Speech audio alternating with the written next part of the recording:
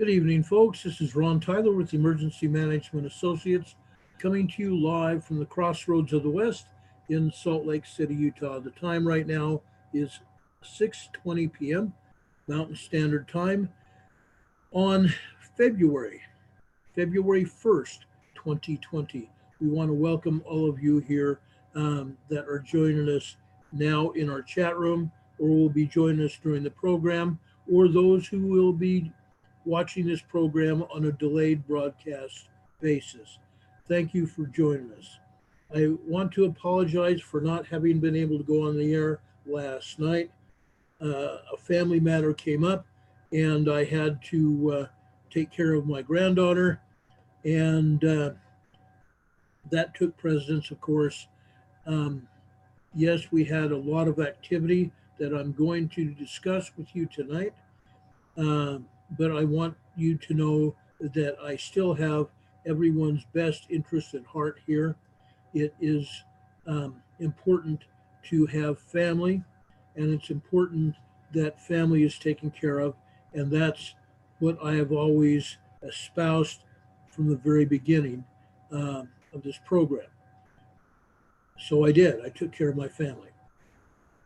I want you to know how much I do care and love everyone here that is part of our program and has been part of our program since day one last April.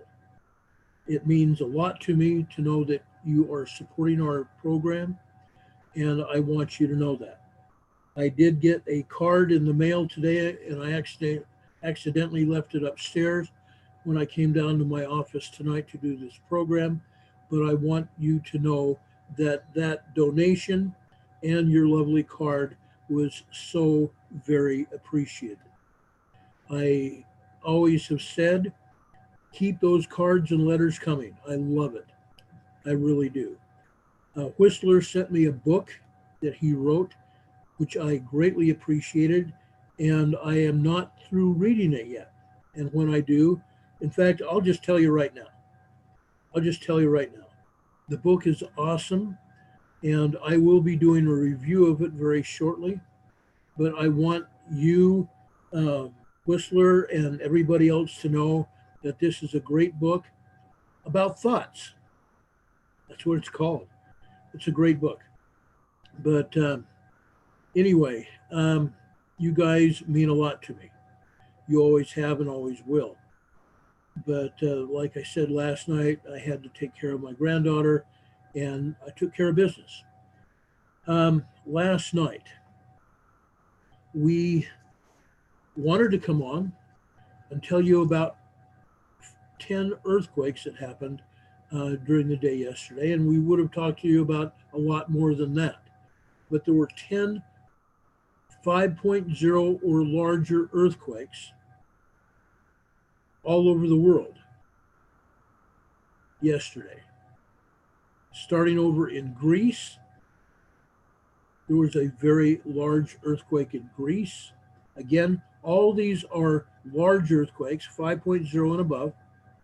Some of them were as low as a 5.0, but at least half of them were 5.3, 5.4, 5.5, 5.6 and above.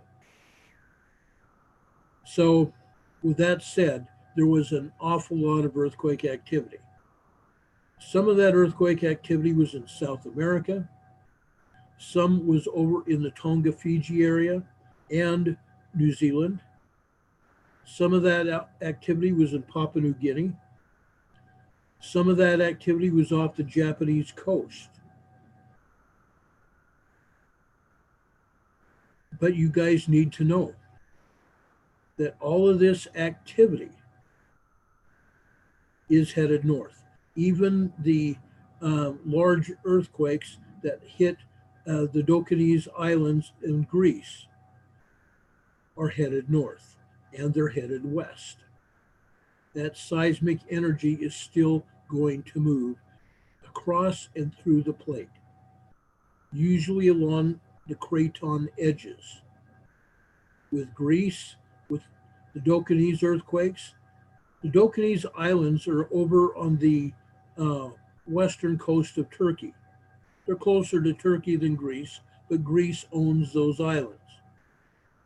That seismic energy is going to be moving west, and it's going to be moving north up into northern Europe. We've also had an earthquake of 5.1, I believe, in Romania.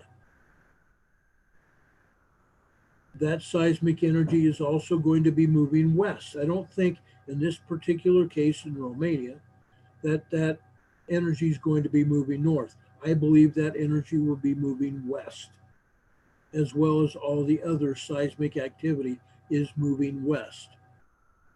The energy is moving west. And those points west need to be aware of what is going on, because you guys are going to be the unlucky recipients of that seismic energy as it moves through and across the plate. Okay? With that said, let me brief you on what is going on today. I'm going to be bringing up the USGS earthquake map. I've just done that. You can see where the present earthquakes are. One of the most troubling earthquakes I'm going to start with first. This is over in California, South Central California. This earthquake energy, this earthquake that happened here, is at Mammoth Mountain. Mammoth Mountain. This was a 4.4 magnitude earthquake at Mammoth today. A 4.4 magnitude earthquake at Mammoth today. Since then, we've had a 3.3, approximately 2.5 miles northwest of Round Valley, the Round Valley volcano caldera. Okay, that's where that earthquake hit. We've also had another quake, a 3.1, 13 kilometers, approximately 8 miles west-northwest of Tom's Place, California. Again, this is at Mammoth Mountain. This one is at Mammoth Mountain. I do not know why they call it Tom's Place, because all of these locations are north of Tom's Place. This is Mammoth Mountain. Mammoth Mountain. This earthquake at 4.4 occurred at approximately, I want to say 12:36, 11:36, 12:36 this morning Mountain Standard Time. And you can figure out your time zone, but that's when this earthquake hit. The 3.3 in Round Valley hit approximately, this was a foreshock. This hit approximately 8:13 this morning. The 3.3 hit Round Valley about 8:13 this morning. This one that hit north of the Mammoth Mountain quake hit at approximately 12:55, which would make it an aftershock. It would make it an aftershock of the 4.4 earthquake. So we had a foreshock down here northwest around Valley, 3.3, and we had an aftershock west-northwest of Tom's Place, okay, west-northwest of Mammoth Mountain. So we had foreshock and an aftershock from that 4.4 magnitude quake today. So that's what's going on there in California, but that's not all. We had a 2.5 magnitude earthquake, which is a minor quake, over in the desert valley of Three Rivers, California. Also approximately 18 or 19 miles east of Three Rivers, California. A 2.5 there. Also a 2.6 over in the Mojave Desert area, north of Ridgecrest in Little Lake, California. This was approximately 12 miles east-southeast of Little Lake. This area is consistently getting hit by earthquakes, a 2.6 at Little Lake, California. Now, this one just happened within the last 30 or 40 minutes. This is in the Anza Gap area. Anza Gap area of California down near Riverside, out just east and south of Riverside, the Anza Gap area, a 3.6 magnitude earthquake there. This area is also getting hit by a lot of earthquakes. So that's what's going on there. I'm going to show you a map of where all these earthquakes are so you can be well aware of it. On this USGS map, you're only seeing those few earthquakes that the US agency wants you to know about. I'm going to show you exactly what is going on there.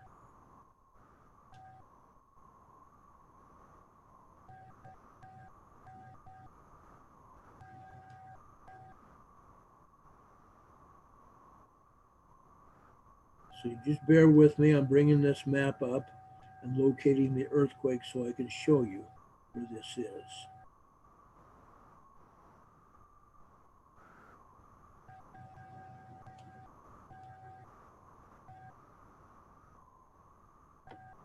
This is the earthquake that I'm telling you about.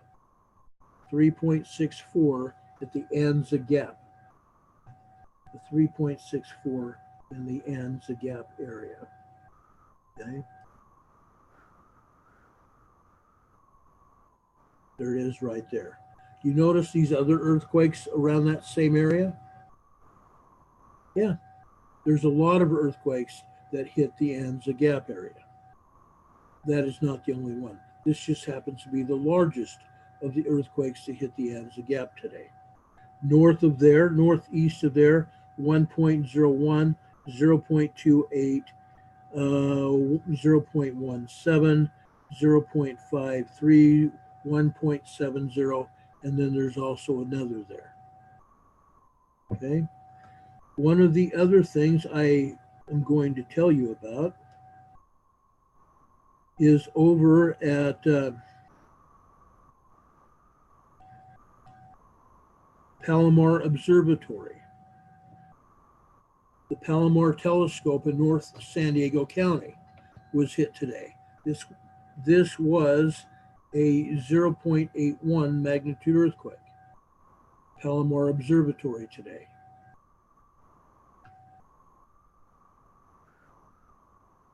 Usually we start these broadcasts and we tell you about the earthquakes down in the South Pacific.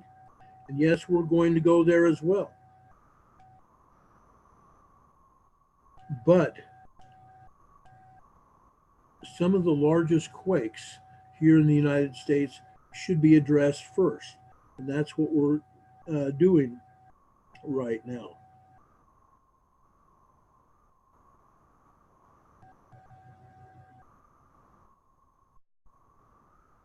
Okay, you notice where that dot is. That's 2 miles north of the Palomar Observatory. Guess where the Palomar Observatory is, folks? If you see that clearing right here, that's the Palomar Observatory where the telescope is. Okay, I was hoping to get a better look at that from this particular map, but it won't go any closer in than that. So an earthquake, a minor earthquake, a 0.81 hit near Palomar Observatory in North San Diego County today. All right. There are other earthquakes to tell you about around there as well. Lake Henshaw, my fishing spot east of Escondido, California.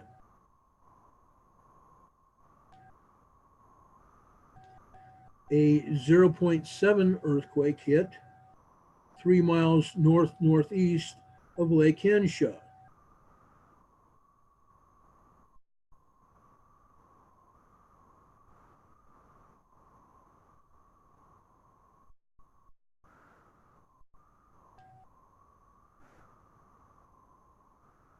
And now they just took it off the map.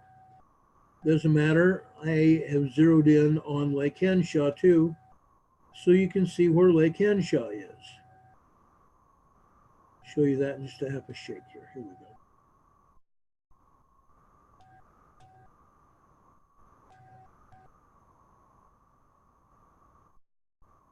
This is Lake Henshaw, California, just east of Escondido.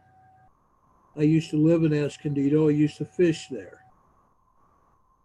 I've talked about Lake Henshaw, and now I'm showing it to you. That's Lake Henshaw, California. And today there was 0.70 earthquake there. And they took it off the map just as I was zooming in to show you that. Okay, so there was that earthquake. Well, guess what? There's more than just that. Here is a 0.98, basically a 1.0 earthquake near San Diego Country Estates, east of Escondido. 0.98, basically a 1.0 earthquake east of Escondido at California, San Diego Country Estates. Okay, so now we've had 2 earthquakes in San Diego County. Had 2 earthquakes in San Diego County. But that's not all, folks. There's more. Here is a 1.4 in northeast San Diego County in Borrego Springs. That's not all. There's another one here. This one's a 0.72, also in Borrego Springs. South of there, we have 3 earthquakes. Ocotillo Wells, just on the east side of the Chocolate Mountains, and in Pine Valley, California, on the western side of the Chocolate Mountains, we have a 1.19 earthquake, a 1.19 in Pine Valley, and the other was a 0.88 in Ocotillo Wells, and just east of there, also in Ocotillo Wells, another 0.88 there. So Ocotillo Wells had 2 earthquakes, and Pine Valley on the other side of the mountain had another earthquake. These are all related to this, the Salton Sea volcano. The Salton Sea volcano. Okay, that's not all. There's more. Just on the south side of the US border, just south of the Salton Sea, we have a 1.90 in Progreso, Baja California, just on the south side of the border here. Now I'm going to zoom in on this and show you exactly where this earthquake is.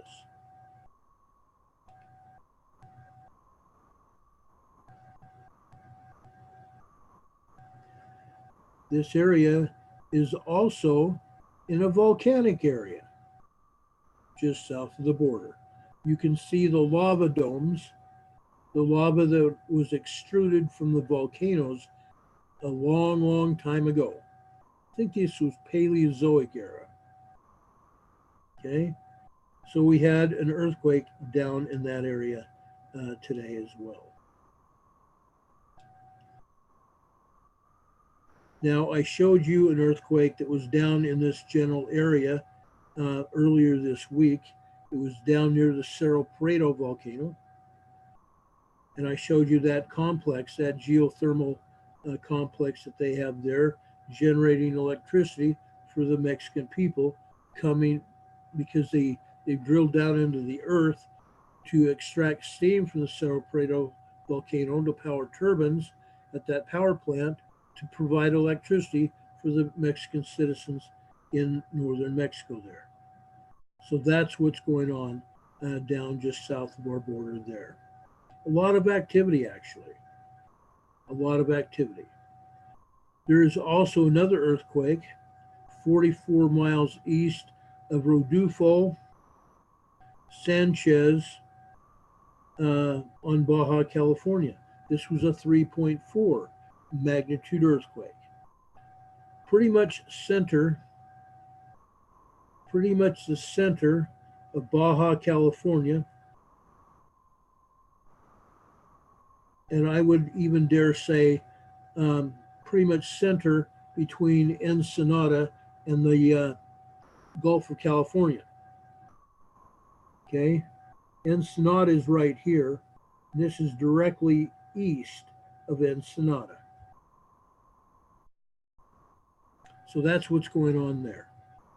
Okay, we will be talking about more about Mexico in just a few minutes. In just a few minutes.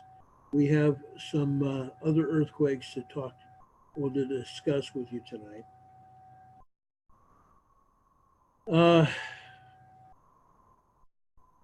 We've had several earthquakes over in the Fiji Tonga area today, and only one of them is left up on the map. This was 37 miles north-northwest of Pangai, Tonga. Pangai, Tonga, a 4.8 magnitude earthquake here. And you'll notice it was right next to an earthquake fault, actually right between two earthquake faults there. Okay, that's what happened there. This is New Zealand, just south of Tonga, like 2,000 miles south of Tonga. New Zealand has had its share of earthquakes, ranging from 3.73 on the north, 3.60, and going to the South Island at 2.26 down there. They've had their share of earthquakes. They always do. They most always do. Now, we have not had any really strong 5s or better down in Indonesia today. We have had 3s and 4s all over Indonesia. From central Indonesia on the south, Kahala, Khale, Kahala, Indonesia, we had a 4.7. North of there, we had a 3.1 in Sapit, S-A-P-I-T, Sapit, 3.1 there, a 3.5 near Desa Bumi, Pahaho in Sumbawa region, Indonesia. Going north into more central Indonesia, those others were in south central Indonesia, north near Ogatian, a 4.7 earthquake, again central Indonesia, a 3.6 just south of there, and over in the Molucca Sea, we had a 4.0. Okay, it's been kind of hopping, but no 5s today. The 5s happened yesterday. These are basically 3s and 4s today. Over in the Philippines, Mindanao, Philippines area, we've had 3.0s, 3.6s, a 3.8,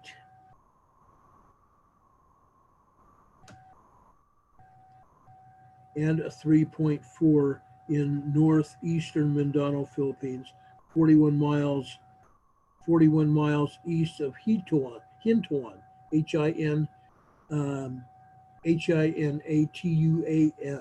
Hintuan, Philippines. And I'm probably butchering that because I don't speak Tagalog or any of the other dialects. Okay, that's what happened there. Over near Fukushima Ken Oki, Japan, we had a 4.1 today, a moderate 4.1. Fukushima Oki Ken, Japan, 4.1. North of there, at Nemuro Honto Oki, actually that's not right, Nemuro Honto Nanto Oki, say that fast, Nemuro Honto Nanto Oki, a 4.2. Okay, 4.2 there. And this one was over off the coast of Hokkaido. And then north of there in the Kuril Islands, we had a 4.18. Okay, we'll be talking about the volcanoes there very shortly. We'll be talking about volcanoes there very shortly. Also, I wanted to tell you about earthquakes over in Alaska. There's a good sized swarm. We've had 2, 4, 6, 8, 10, 12, 14, 16, 18, 20 earthquakes over in the south part of Alaska today. Why am I taking you here? Because there is a lot of information here. King Salmon, Alaska, on the south end, a 1.9. And a 2.1 there at Old Alama volcano. I'm sorry, you didn't see that. Here we go, a 2.1 near Old Alama volcano. ILLIAMA, Old Alama volcano. All right, let's go north. Mount Redoubt volcano. It has been steaming off. Mount Redoubt volcano, a 2.3 today, and that's not all. A 2.3 at Mount Redoubt, another 2.3 just north of there, and a 1.1 at Mount Redoubt. So we've had 3 earthquakes at Mount Redoubt. Okay, we're keeping an eye on Mount Redoubt. Terry, quite some time ago, said keeping an eye on Mount Redoubt is going to give us a good idea what is happening in Cascadia. And yes, Cascadia has been moving. We're going to have more of a update on that on Monday, including seismos and everything go along with it. We'll be talking about more about Cascadia unless an earthquake hits over there, and we'll talk about that then. As we get closer to Anchorage, we see a lot of earthquakes just south and east of Anchorage here. Just south and east of Anchorage. Okay. These 1.6, 1.6, 1.4, 1.0, 1.7. All these are minor ones. Minor ones. Near Valdez, 2 earthquakes, 2 1.6s at Valdez, Alaska today.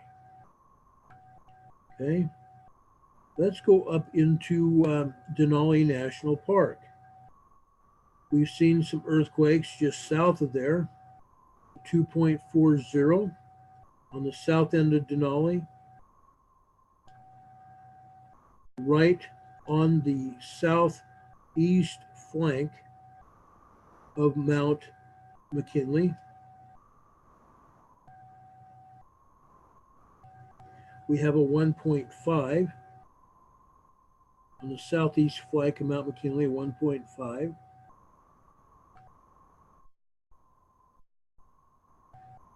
Over on the north, almost directly north of Mount McKinley, we have a 3.1. And north of there, we have a 1.6, 53 miles west-northwest of Cantwell, Alaska. A 1.6, 53 miles west-northwest of Cantwell, Alaska. Okay.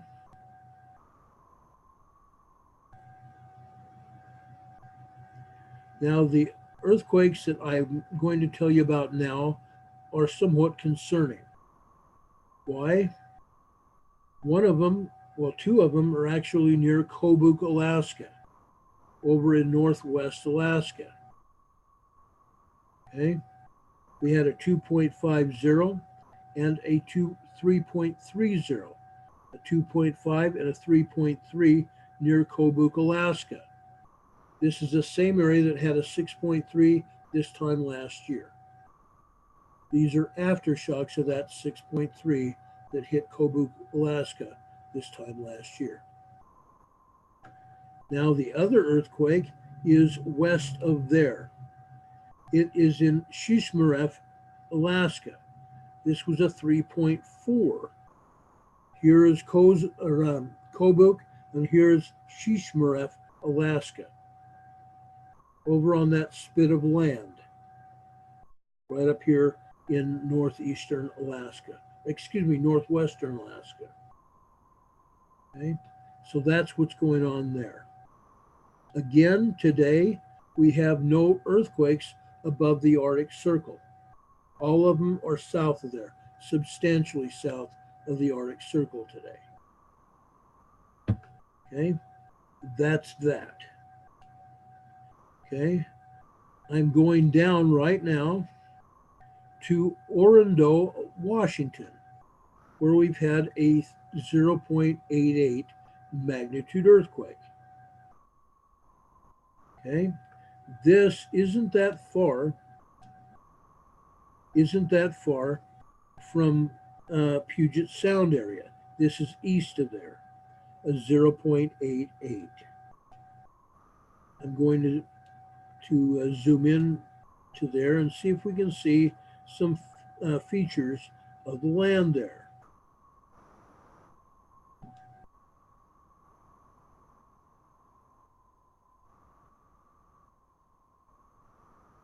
We have the Columbia River there. We have the Columbia River.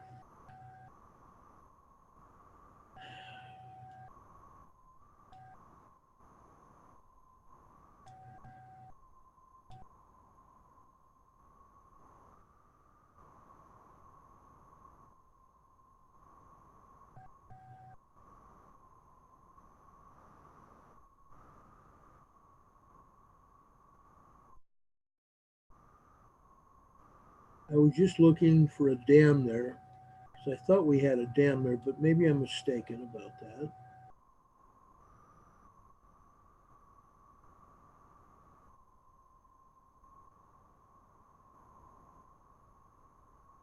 No, the dam is south of there. The dam is substantially south. There's the dam right there. Okay, but we have quite a bit of water, and we have had earthquakes right next to the Columbia River. That's one of them. Okay.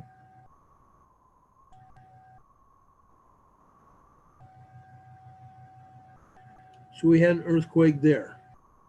The other earthquakes we had today that they are reporting are not in Washington or Oregon.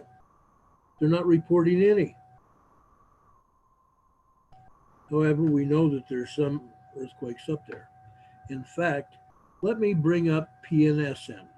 Okay, give me just a minute and we'll talk about PNSN.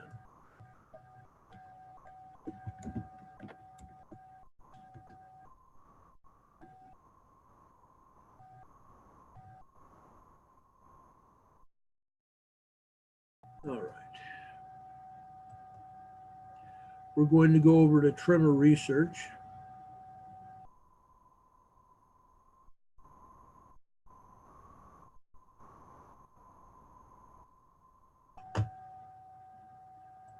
And I'm going to show you something else here.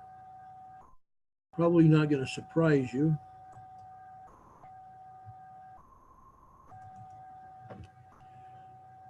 Here is the map of Washington and Oregon. It doesn't show a thing. It doesn't show anything around here in the Vancouver Island area, nothing in Seattle, nothing around Portland, nothing here in Northern California. However, there are earthquakes.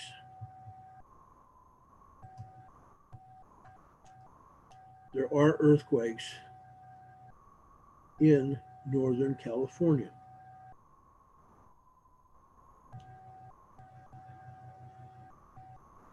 Okay, we have earthquakes at the geysers. Naturally, we always have earthquakes at the geysers. Now, it does not look like there's substantial activity today at the geysers. We're only getting reports of a 0.41 magnitude earthquake at the geysers. That is significantly low. That's significantly low. While northeast of there, near Lake Tahoe, Tahoe Vista, we have a 0.4. And northeast of there, in Spanish Springs, Nevada, we have a 0.5.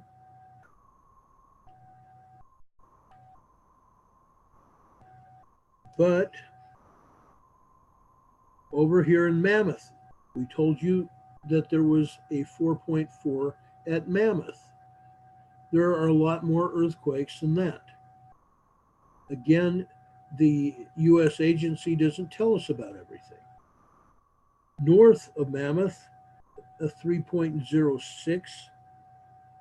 Okay, that was just north of the mountain, approximately 8 miles north of 3.06, a 2.09, a 1.1, a 0.89, 1.3, a 1.95, 1.66, 1.77, 1.44, a 1.58, and the 4.41 at Mammoth. 4.41 at Mammoth today. Okay.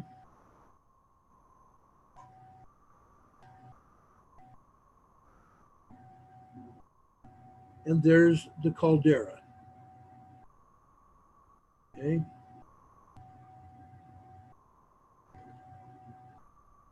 There's the caldera of Mammoth.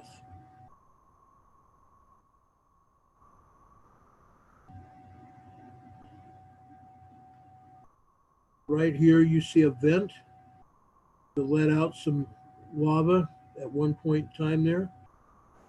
You have a small crater here. There's a vent there with obvious magma activity that had been in there before.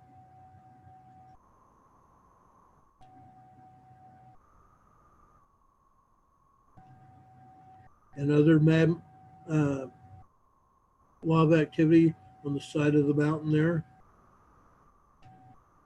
There's a lot there. There's a lot there. But now you see it. Now you see it.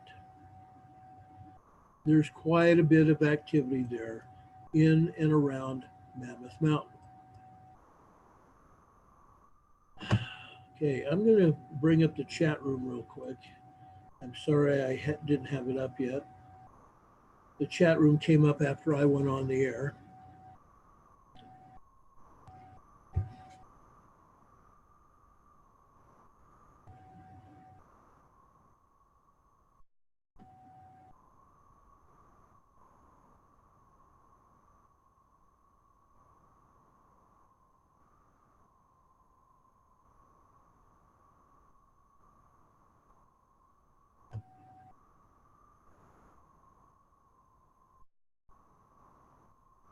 Okay, I'm bringing up the chat room right now. I want to be able to also watch the chat room and be able to talk with you guys and answer any questions that any of you might have. It's kind of important to us.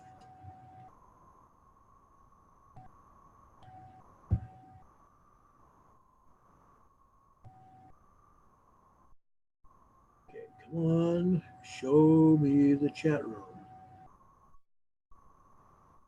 There it is.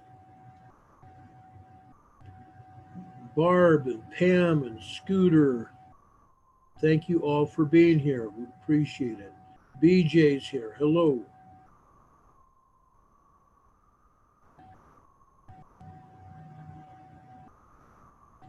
And Pam's over on YouTube. Thank you, Pam.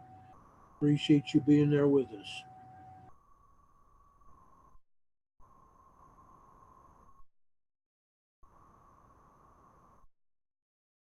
No, there wasn't two 4.0s. No, there was not two 4.0s. Only a 4.4 at Mammoth.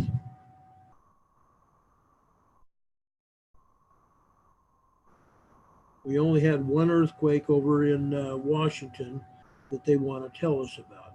The U.S. agency won't even tell us about that.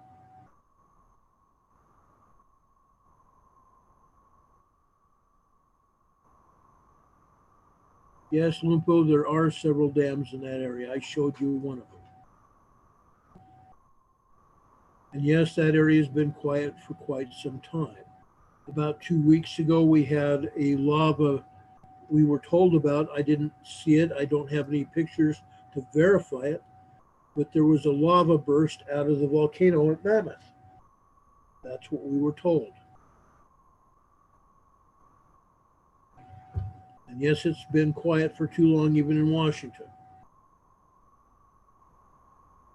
Yes, Terry's right. That 4.4 was significant today. And there were two others that were also important.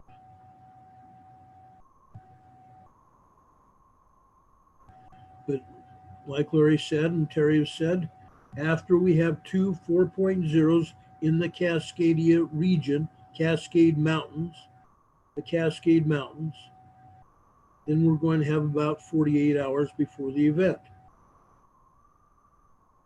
Okay, 48 hours, maybe even a week before the event. Okay, and yes, those 4.0 earthquakes or greater, 4.0 or greater earthquakes must be in the Cascade Mountains. Okay, not down in Mammoth, although Mammoth is significant. Okay, that's what's going on there. All right. I'm glad I have the chat room open.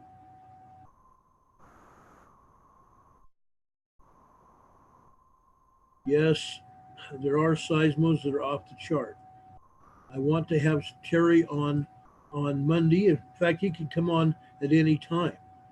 I would welcome him on at any time. But normally he's on Mondays. He can come in anytime. We've had him in on Saturdays and Fridays and Sundays. We welcome him to come in. He has a lot of wonderful information. But things are going faster and faster. Okay. There are seismos off the chart, like Larry and Terry have said, and we're going to show you those.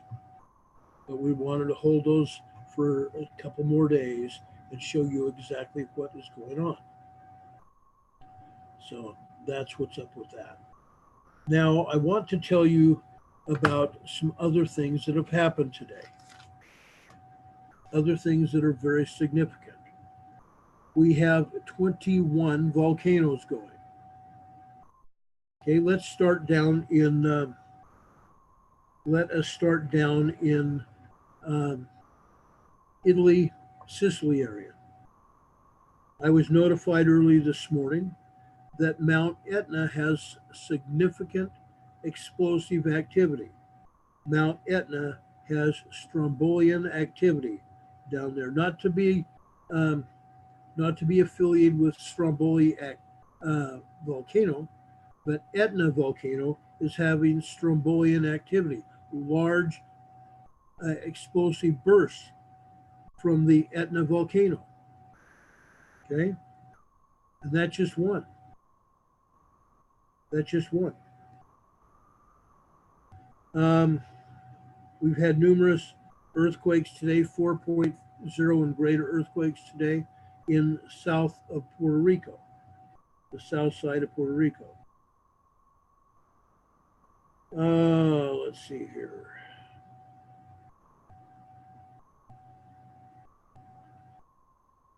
I had a message here I just wanted to see real quick.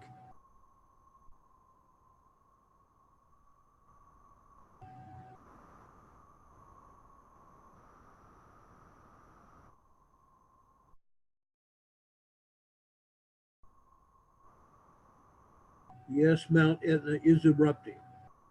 Okay, Mount Etna is erupting. Okay, but that's not all. So I've told you about Mount Etna over in Sicily.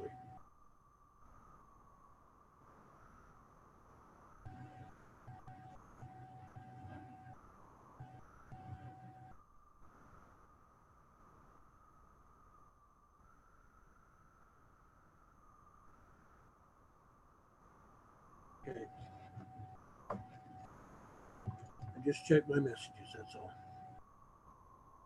Anyway, Mount Etna is not the only one. Let's go over to Indonesia. Central Indonesia, we have Karangetang volcano. We have Dukono and Mount Ibu erupting. We have Merapi erupting. We have Mount Semeru erupting. 5 volcanoes together just in Indonesia. 5 just in Indonesia. Then let's go up to the Philippines. Taal volcano is not erupting, but it's under an eruption warning. It has minor activity, but it is under an eruption warning.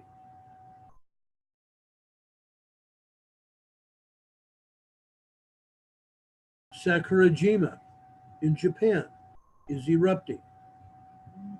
Notice I'm going north. Shiveluch volcano up in Kamchatka Peninsula is erupting. Klyuchevskoy volcano in Kamchatka is under an eruption warning, and it's also got minor activity. Shishaldin volcano over in the south western end of the Alaska Peninsula has been erupting. It's under an eruption warning, and it also has minor activity.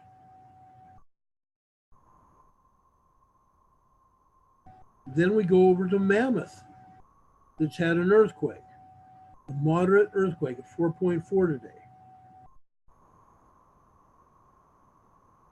Go over to Popocatépetl in the southwestern part of Mexico, southern Mexico.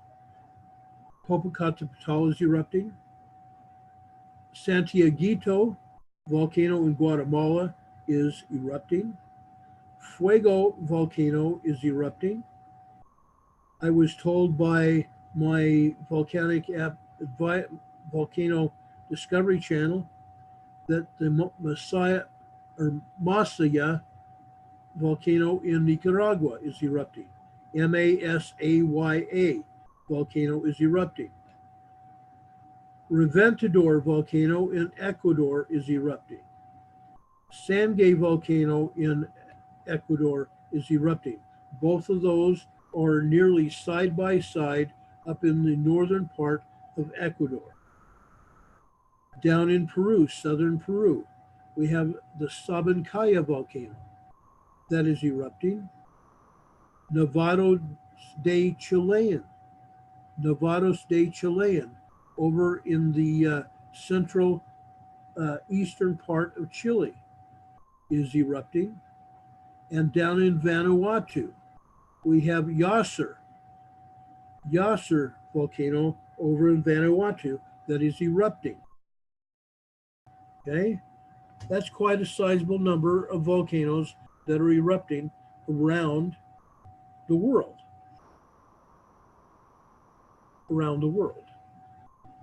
So we've got to be aware of what's going on.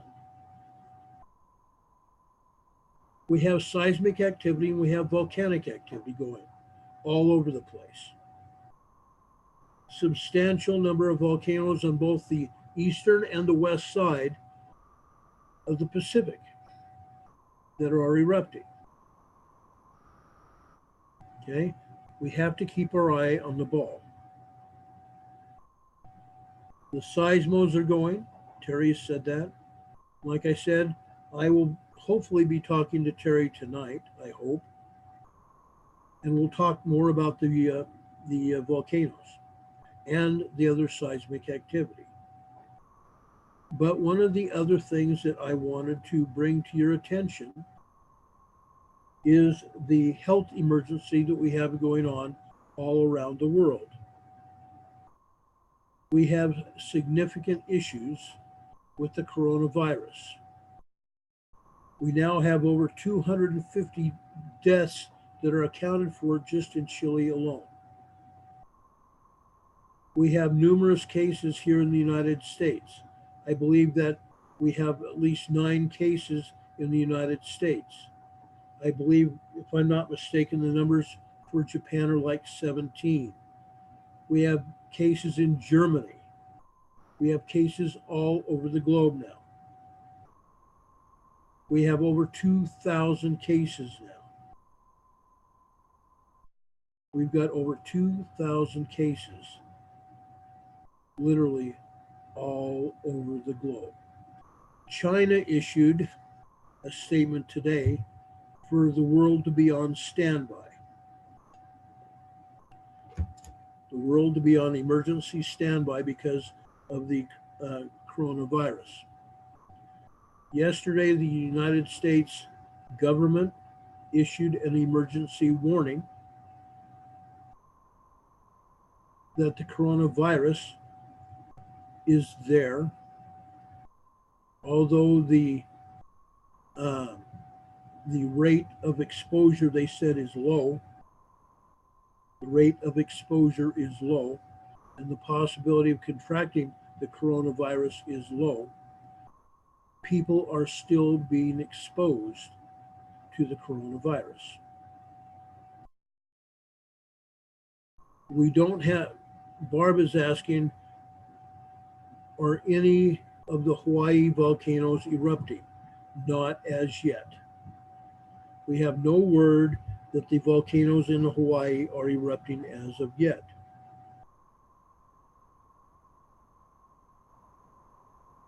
Let me bring up the map.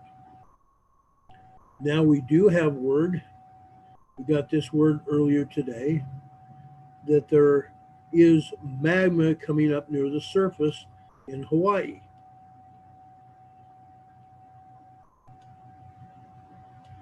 We have 20 plus earthquakes right now on the big island of Hawaii.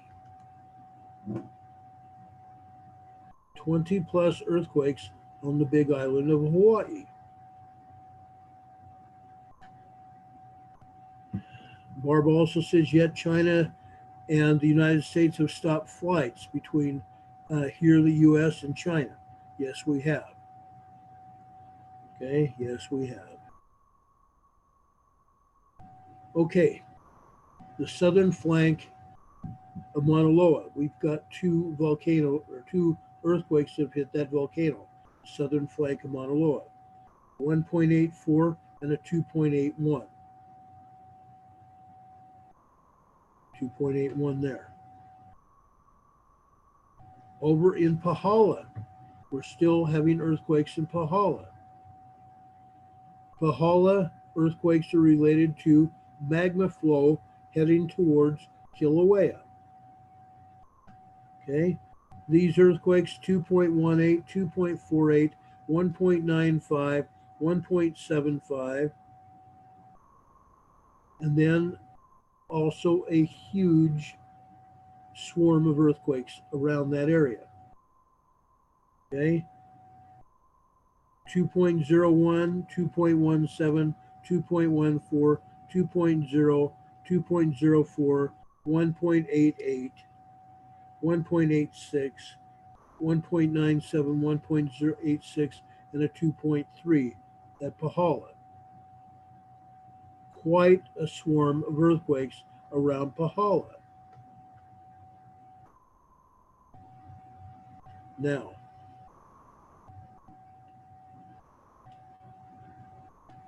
I'm going to take you over to Kilauea. Here's Kilauea. Kilauea, right in the volcano itself, a 1.7 and a 1.91. A 1.7 and 1.91 in the Kilauea volcano. Yes, there is activity at Kilauea. We know Kilauea is recharging. This particular picture on the map does not show the lava or the uh, water lake in the crater, but we see that there's two earthquakes there. Kilauea is recharging. I just zoomed in a little bit. You see the rubble pile at the inner part of the crater, which is now covered with water. Okay, that's Kilauea. Just north of there, they have this earthquake related to Pahala, but I don't believe it has anything to do with Pahala. This is just north of Kilauea. And just north of there,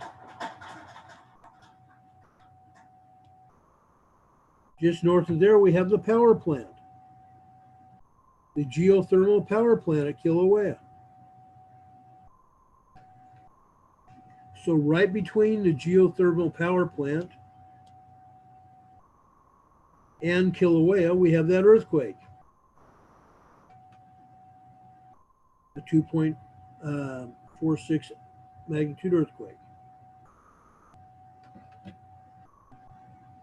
The only other earthquakes that we have are north and east of there. A 1.89 and a 1.81 at Pu'u'o'o. Actually not at, but near Pu'u'o'o, a 1.81. Near Pu'u'o'o. These other earthquakes, a 2.03, 3.2, and a 1.7, and a 2.87 are north and west of Kilauea. Yes, these are over in that area of the Eastern Rift Zone. The Eastern Rift Zone. We have one other earthquake over here in Leilani Estates. This is a 2.11. Now, what does this suggest? There's magma flowing underneath the volcano and over in the rift zone. Over in the rift zone.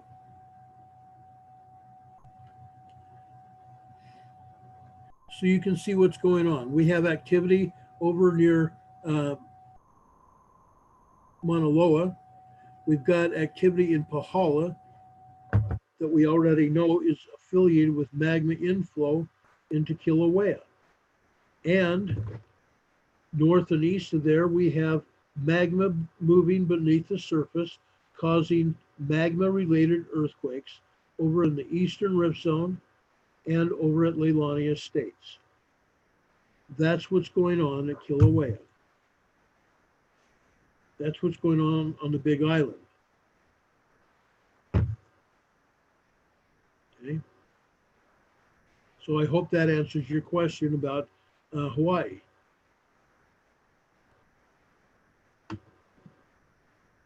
I hope it does anyway.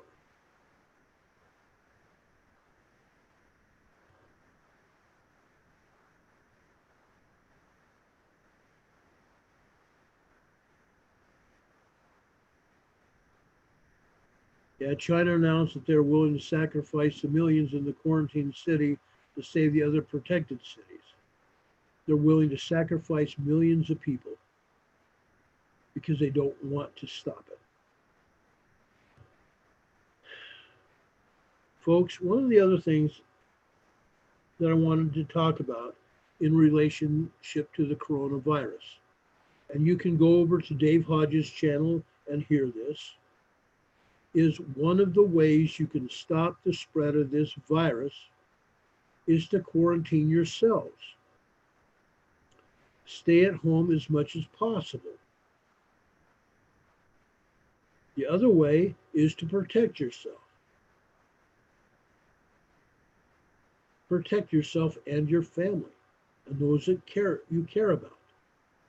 Take precautions and added precautions.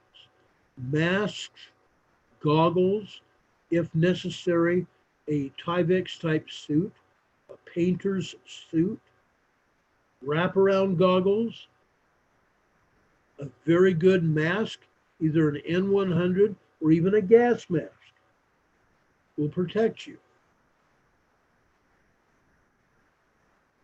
Now, yes, I went out earlier to several stores and nobody was wearing masks here in Salt Lake,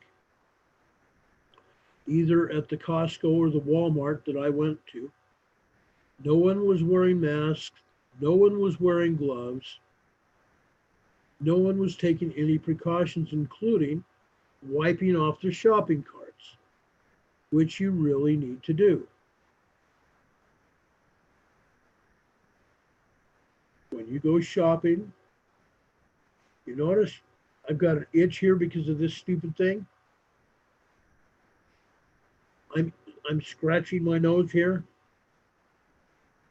If you got to touch your face, make sure you wipe your hands off before you touch it. And that's what I did before this program. But you need to take care of yourself.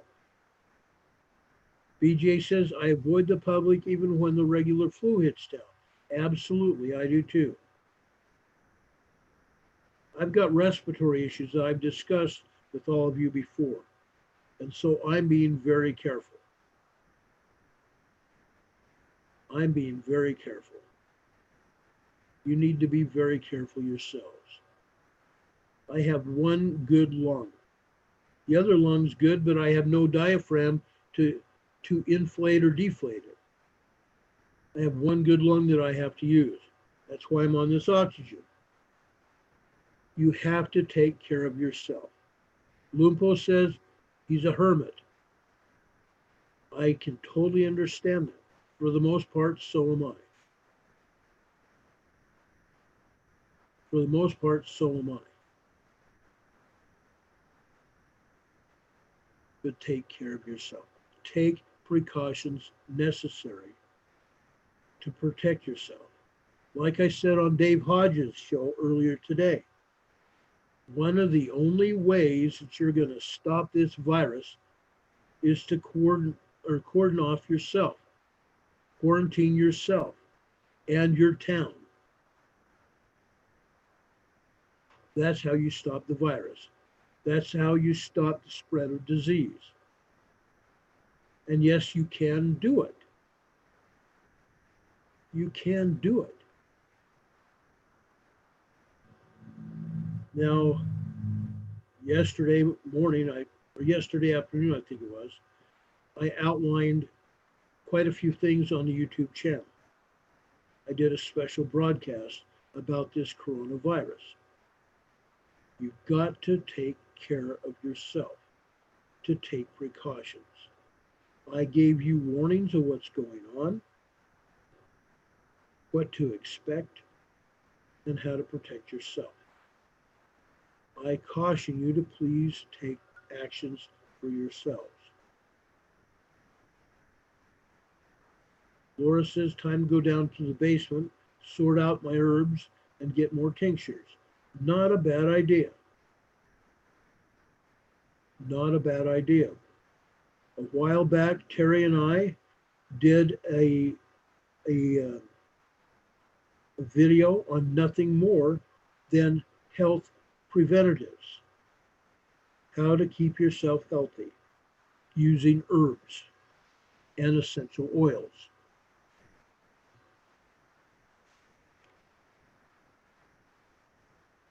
BJ, I had one person cough near me, off to my side. He coughed into his arm, which was covered with a shirt. He coughed into his shirt. And I made sure I didn't get anywhere near him. He took off down the aisle ahead of me, and I stayed well behind him.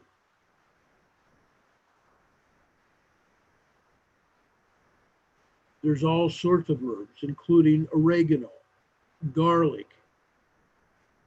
Those are just two. Go back here on this channel and look at what we discussed. Bring up the video and watch it. We talked about all sorts of herbs.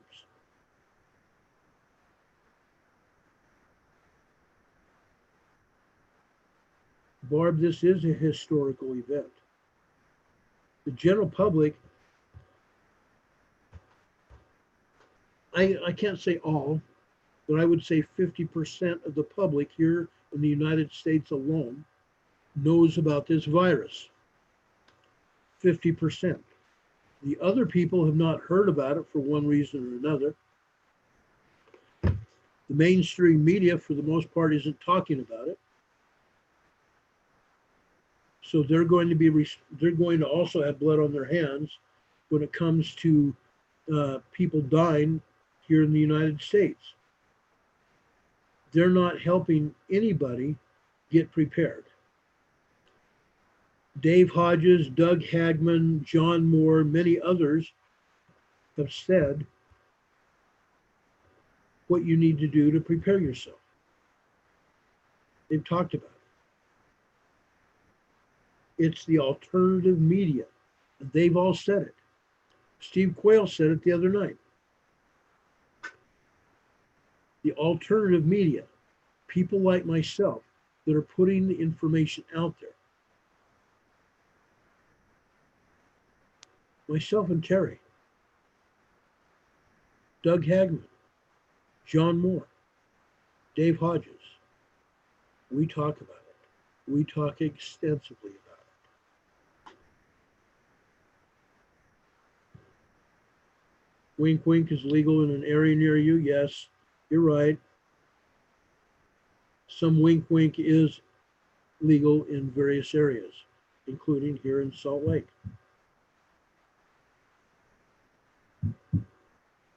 Okay. Infused oils. Okay. Use infused oils. I diffuse oils in my diffuser every day. Barb, I'm glad you listen to those guys. Those people are very important. They really are. They know what's going on. And they have their own researchers as well. And then I have many of you who do research for me and advise me of what's going on, which I really appreciate. You have me looking at information, videos, and everything else. And I take notes and bring that information to all of you. You guys are my researchers. Many of you have done tremendous research that is very valuable. It's very valuable to the American public and the international public. And I'll remind you, this is an international show. This is an international show. We have viewers and listeners in Northern Europe, Sweden, Denmark, Norway, Finland, Germany, Switzerland, Romania. We have people in the Middle East that listen to us. Now, I'm no longer going to tell you which countries because we don't want to get those people in trouble. So I'm not going to mention that, where those people are from. But they listen to us, they watch us. People in Japan, in the Philippines, in Indonesia, South America, all the countries of South America now. Costa Rica, Nicaragua, Guatemala, Southern Mexico, they listen to us. We have people in Africa listening to us. We have people in Australia that watch this show. In India, literally from all over the world. That's why it's so important for us to give out this information on how to prepare and how to survive the incident, the event. I'm going to, even though I don't have these people as a sponsor yet, either My Patriot Supply or For Patriots. For Patriots. Okay? I highly recommend this. Why? Because I own it. I own it. I use it. And that's just part of my supplies. I hope to have them as a sponsor very shortly. My Patriot Supply, for Patriots, awesome companies, great, great product. I highly recommend it. And you can still get a 72-hour supply of food for the cost of shipping it to you. $9 and change for one 72-hour kit, $19 for two 72-hour kits. Stock up, folks, because the government is buying up the supplies. Dave Hodges made mention of that today. The government is buying up supplies of the food. Don't know why, but they are. If you want to take advantage of the supply of food that they can send to you, they have a 2-day shipping. I got that food 2 days after I ordered it. And you can get it too. Okay? And when you order it from them, tell them you heard about it on this show. Ron Tyler from the Emergency Management Associates told you to call them. Tell them that. I just gave them a free commercial. Because one, I believe in the product, and two, you need to have it. We all do.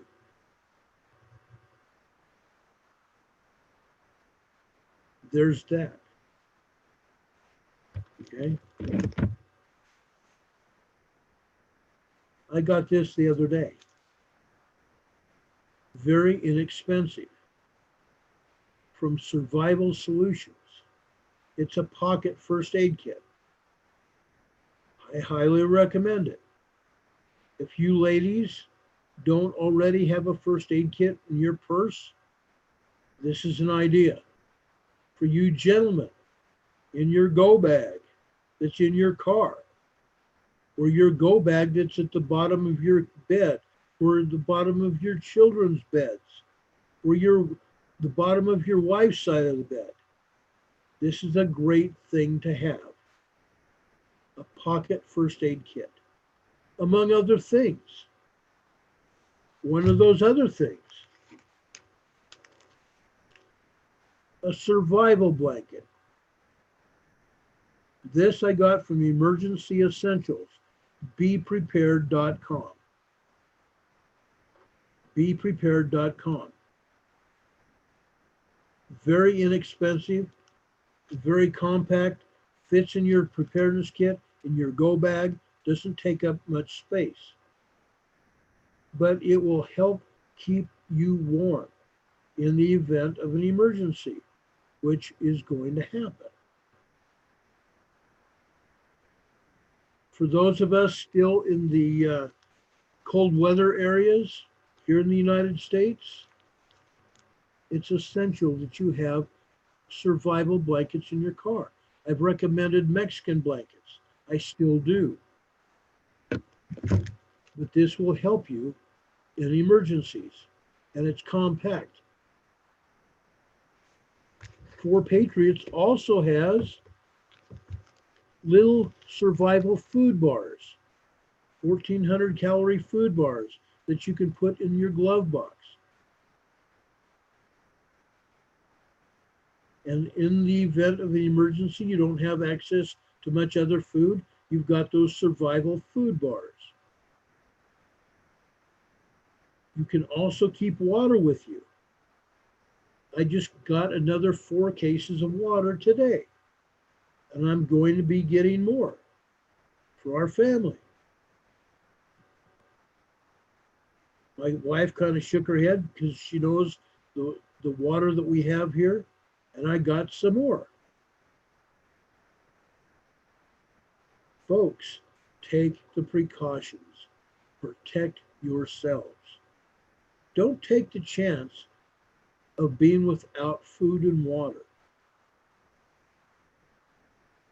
Now, someone also said today, and I'm glad they brought it up.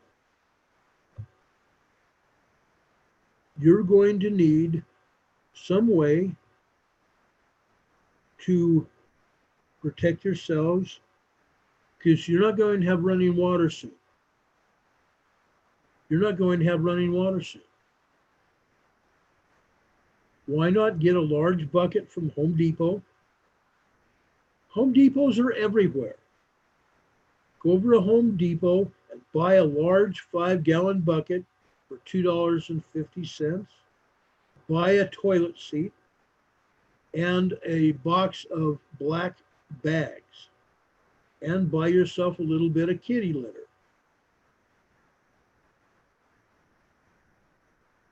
Guess what, folks? You have an emergency toilet. Every time you use that emergency toilet, throw a little bit of kitty litter in there. And it'll be well for you. It'll do you very well. And when the bag starts filling up, close it up tight and toss it out.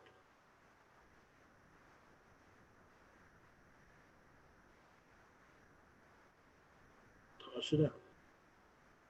Laura is talking about olive oil, sometimes grapeseed oil. Add the herbs and let it warm. Somebody is talking about as long as the oil is not rancid. It takes quite a while for that oil to go rancid, especially if it's sealed up.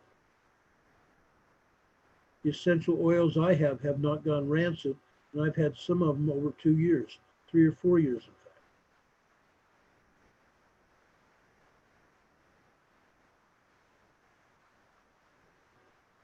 Laura says she's got oils that's still good after 2 to 4 years. Absolutely right. I keep my emergency oils in our bedroom. That way I can treat our kids if they get sick or when they get sick. It's not if. They do get sick occasionally, but I can treat them. Like I said, I keep infused or diffusing oil every day, especially at night while everybody's sleeping. Works great. Works great. Keeps people well for the most part.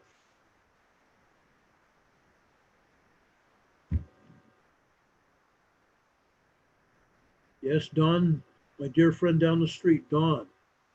Remember, no power, no gas. And that's going to come. I promise you, it's going to come. As Scooter says, food from Ron. Protect yourselves, guys.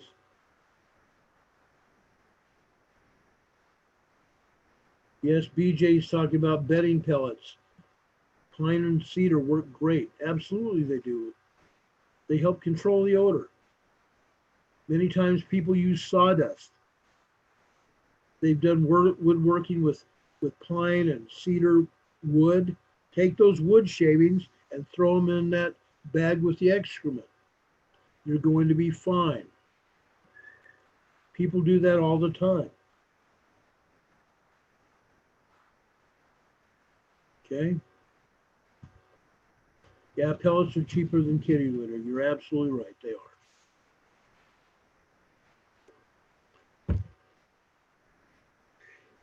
Oh, got some dust in here. That's the first time I sneezed in ages. Do any of you have any questions? We've got approximately 20 minutes left in the show, and I wanted to take any questions you guys might have. It's important that your questions are answered.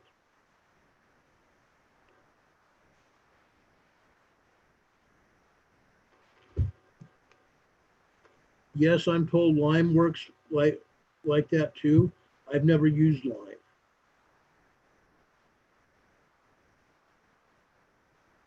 And yes, you can use honey to infuse herbs too. That works.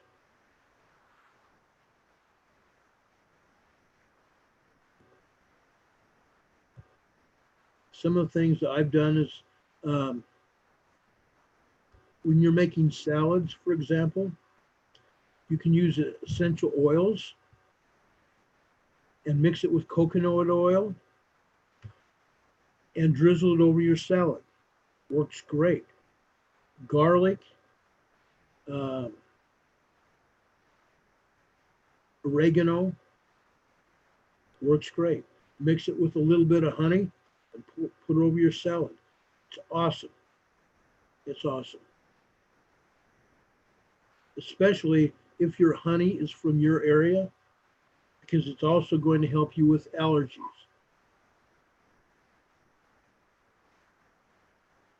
BJ, I haven't looked at your, well, I did too. Earlier today, I did look at your seismics. There's activity all over. Barbara's asking, why don't they report earthquakes in Oregon and Washington? They don't want people to know about it. These experts, folks, have access to all the information that I do. Heck, they're the ones that give it out. They're the ones that publish it. And yet they don't want to talk about it. I don't know why, other than they don't want you to know about it. They want to keep people in the dark. That's why. They want to keep you in the dark. They want to keep all of us in the dark. That's one of the benefits from watching this show. We're going to tell you when there's issues.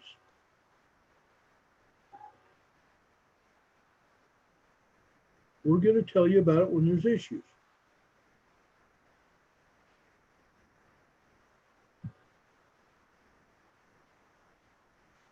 And yes, Laura's talking about herbal remedy for earaches, infused olive oil, garlic, and mullein flowers, or mullein flowers, I should say.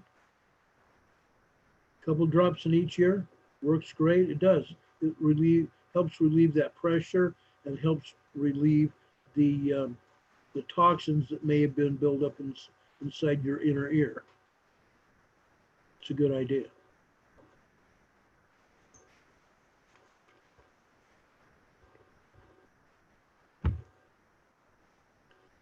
Anybody else have questions? Yes, BJ, it's a power thing. You're absolutely right. It's a power thing. Larry, a question from YouTube. What essential oils do you use in salads? Like I said, I mix some coconut oil with garlic or even oregano essential oil, mix it up, and maybe even put a teaspoon of honey in there and mix it up and drizzle it over your salad. Great, it's great tasting, number one, and number two, it's going to help keep you well.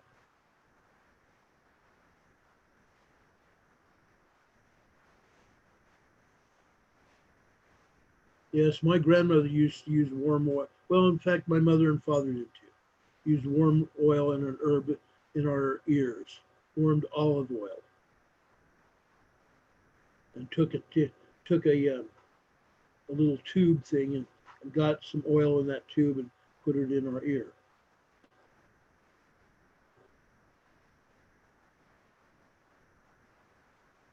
But yes, my family and I have gone through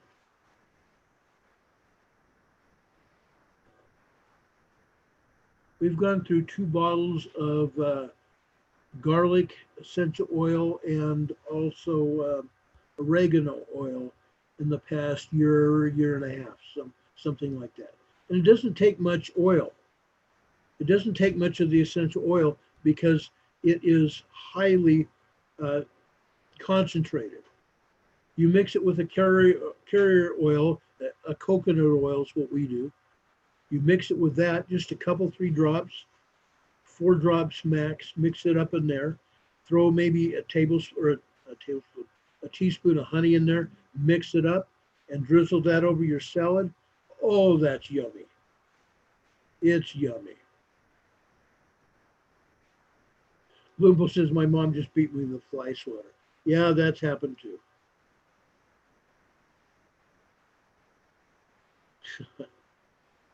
BJ, we're making you hungry because you've been fasting. But God bless you, dear. I've been fast. I'm not fasting right now. I'm not supposed to be fasting. My doctor doesn't want me to. I have on occasion. I missed one meal, sometimes a meal and a half. I'm careful. I'm careful. But I'm not supposed to be missing meals. I'm supposed to be having snacks between meals. I'm not having the snacks I probably should have. But I know what I'm eating, and I'm very careful with my diet.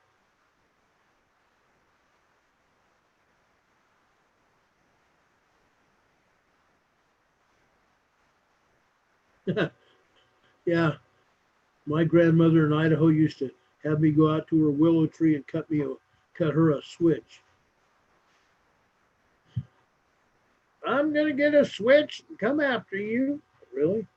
And I didn't make my grandmother mad very often. It just didn't happen. I was too afraid of my dad.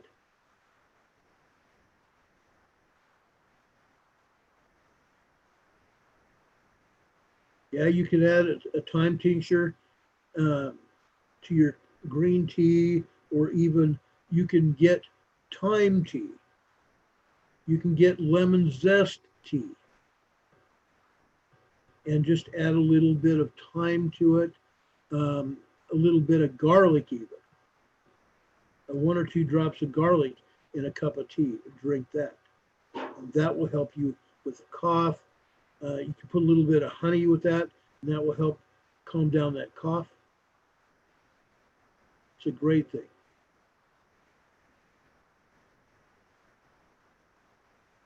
Thank you for that, Larry. Yeah, we had a 30-minute video yesterday on the coronavirus. I had a lot of information we put on that video, and I highly recommend it. Just like you, Larry, please go take a look at it if you haven't done it already. I'm always restricting unhealthy foods, BJ. I'm always restricting unhealthy foods.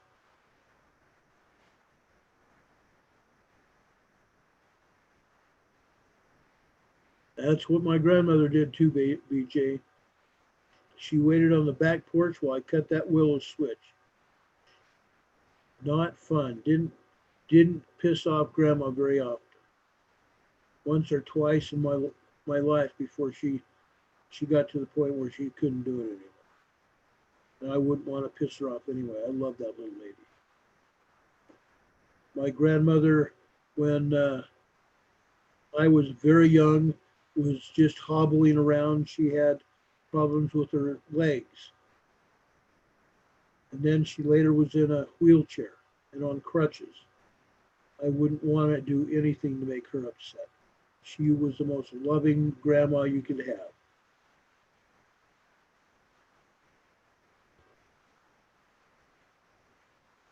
Yes, this is all good stuff for us, all of us to learn. When Cascadia goes or anything else, no stores, no doctors, no hospitals. Not a single luxury. Like Robinson Crusoe, it's going to be as primitive as can be. So join us here each night, my friends.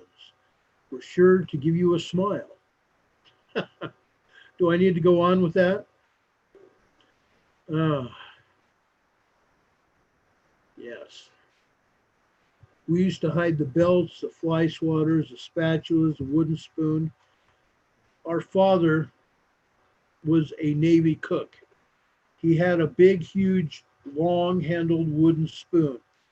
The spoon portion of it was like this. Great, big, huge wooden spoon that he made. He had a lathe and he made this huge wooden spoon. We used to hide that thing. I got struck by that spoon many times. The handle on it was like this big around. Yeah. Didn't want to get upset, grandma upset, didn't want to piss off her mom or dad. I hated that. Yeah, Gilligan's Isle. That's exactly right, BJ. Join us here each night, my friends. We're sure to give you a smile from only one stranded castaway here on my island.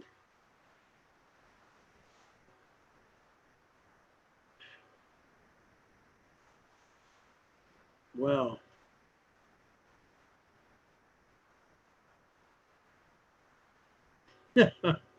Oh, Laura, yes. For those of you that don't have access to the chat, Laura was about 5 and was playing with matches, started the carpet on fire while mom was sleeping.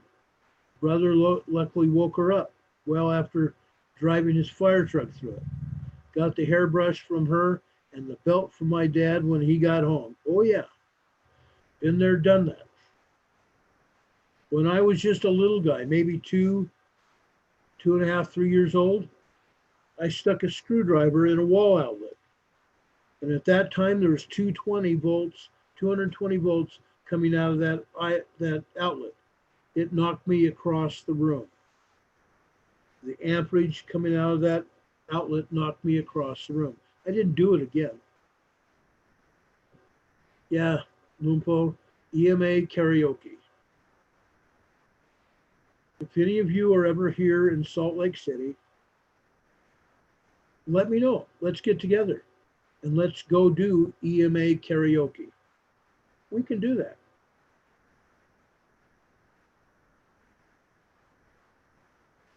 Yes, Larry, remember and honor those grandmas and grandpas and fathers and mothers, that your days may be long on the land that the Lord thy God gave you. True story.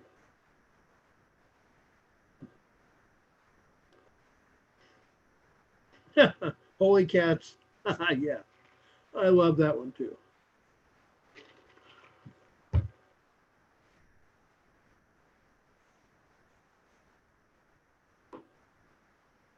Yep. Any more questions? Any more questions? I was hoping to get Scarlett on the air with me tonight. She said she wanted to join us. She went out to dinner with her husband and kids. But maybe she and I can get on again later and talk more about the coronavirus. She has a lot of information that she wants to give you too. Yeah, BJ, half of that 110 will give you a buzz. You're absolutely right.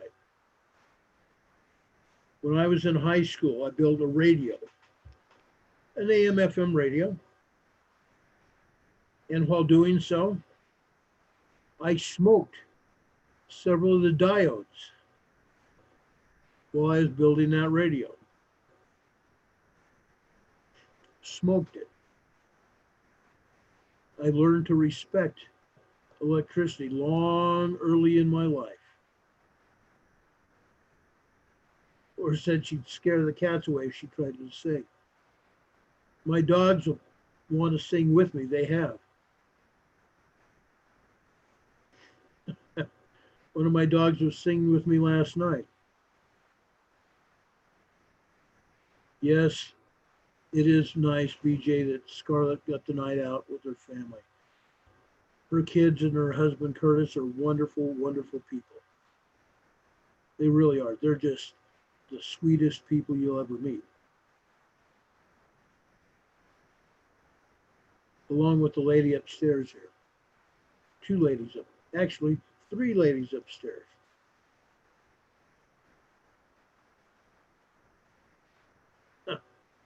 Yeah. Any questions? We got about 5 minutes left here.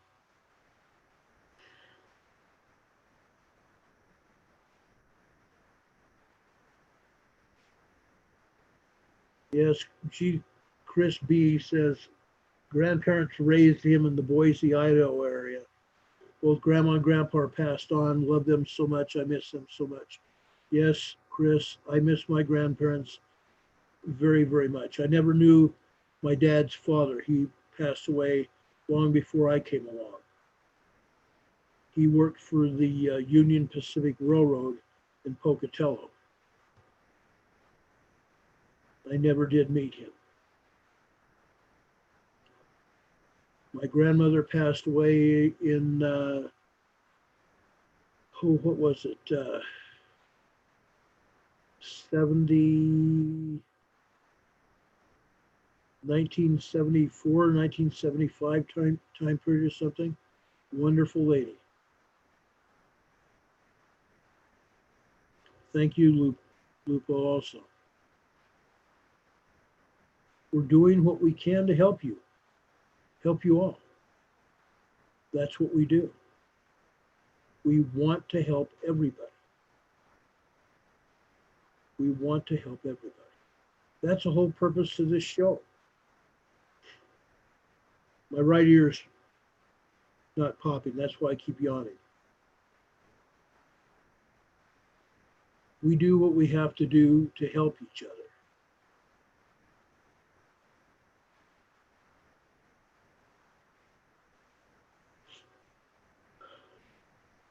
Yeah, BJ, I understand how that goes too. I met my real grandfather, my mother's real father, when I was a little kid. Never did see him again after that, and he passed away before I had a chance to talk to him.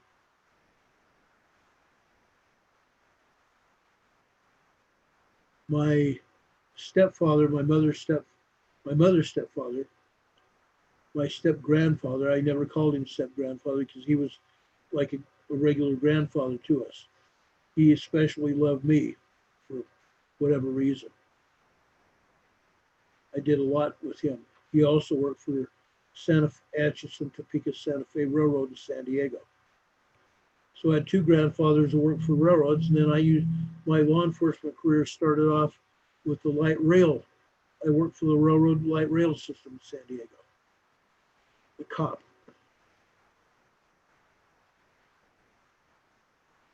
That's cool.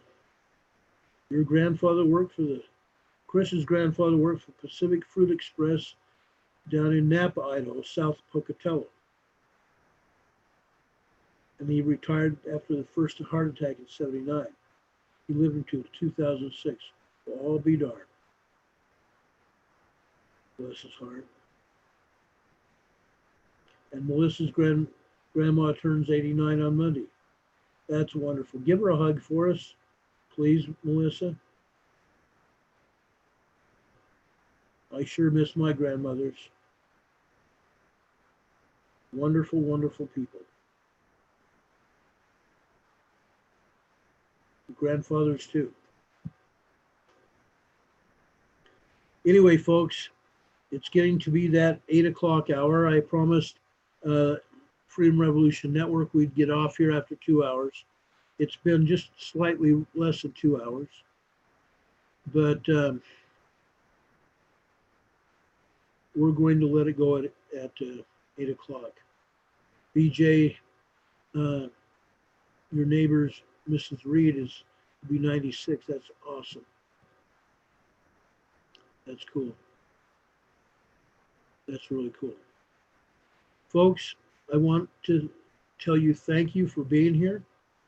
Thank you for everything you do for us, and keep those cards and letters coming. Like I said, we just got a card from a good sister that watches our program here. We appreciate it. She sent us a little donation kind of thing. We really appreciate that. Thank you so much. Thank you for everything you do for us, feeding us information. It's very much appreciated. Don Patoka, you're here. I want to thank you. You sent me some information. I'll be taking a look at it as soon as I get off the air here.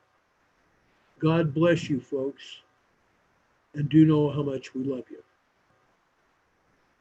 For Terry Rempel, myself, and the entire staff at Freedom Revolution, thank you. God bless you. Do know that we love you. As Walter Cronkite has said, that's the way it is. Saturday, February 1st, 2020. For Emergency Management Associates, this is Ron Tyler. Have a good night, folks. See you again soon. Adios.